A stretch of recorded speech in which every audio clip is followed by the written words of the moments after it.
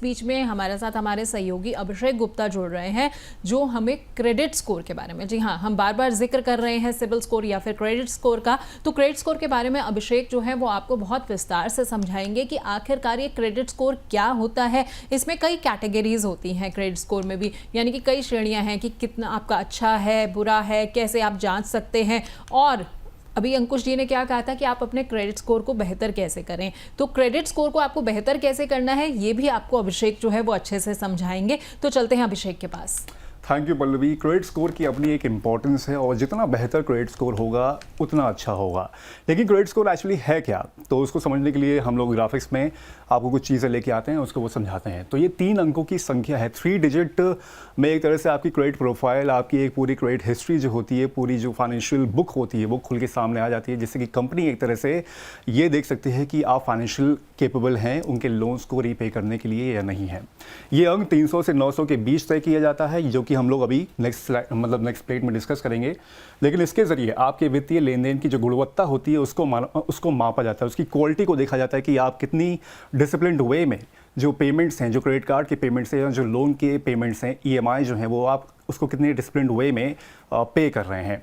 वहीं देखा जाता है कि कहीं आपने लोन चुकाने में देरी या गलत नीयत तो नहीं दिखाई है। अगर आपका क्रेडिट स्कोर ख़राब हुआ तो फिर डेफिनेटली ये कंपनी ये देखेंगी कि आपने कहीं ना कहीं गलती की है, पेमेंट में लेट किया है, या फिर आपकी कहीं ना कहीं आपने कोताही बरती है पेमेंट्स को पे करने में। इसके अलावा बेहतरीन स्कोर को नियमित तौर पर लोन की EMI चुकाने का प्रतीक माना जाता है, कि यानी कि अगर आपका क्रेडिट स्कोर बेहतर हुआ तो एक तरह से कंपनी ये मान लेगी कि आप एक अच्छे कैंडिडेट हैं और डिसिप्लिन्ड वे में अपने पेमेंट्स और अपनी EMIs को लगातार आप चुका रहे हैं। इसके अलावा और भी कुछ पॉइंट्स हैं जो कि हम लोग डिस्कस करते हैं। अब ये जानते हैं कि क्रेडिट स्कोर की जो कैटेगरीज है वो क्या होती हैं। तो सबसे पहले शुरुआत करते हैं 300 से 500 के बीच में, जो कि सबसे ख़राब मानी जाती है। इस सिचुएशन में मोस्टली कंपनीज आपको क्रेडिट कार्ड या फिर लोन्स देंगी नहीं, और अगर देंगी तो फिर वो भारी जो आपकी इंटरेस्ट रेट होगा उस पर प्रोवाइड करेंगी। इसके अलावा 550 से 650 के बीच को औसत माना जाता है, यानी कि कंपनी ये सोचती है कि चलिए ये जो कैंडिडेट है ये एक क्रेडिट जो स्कोर है उसको इम्प्रूव करने का इसके पास एक तरह से इम्प्रोवाइजेशन का इसमें स्कोप है, तो वो आपको एक तरह से लोन जो होगा या क्रेडिट कार्ड जो होगा वो प्रोवाइड कर देंगी, लेकिन कुछ सख्त शर्तों के साथ। इसके अलावा 650 से 700 को एक अच्छा क्रेडिट स्कोर माना जाता है और कंपनी यहाँ पर आपको आसानी से लोन दे देती है, और जो आपका जो इंटरेस्ट रेट भी जो होता है वो कंपेरेटिवली पुअर और फेयर वाले जो आपके जो क्रेडिट स्कोर हैं उसके कंपेरेटिवली बेहतर यानी कि कम इंटरेस्ट रेट पे दिया जाता है।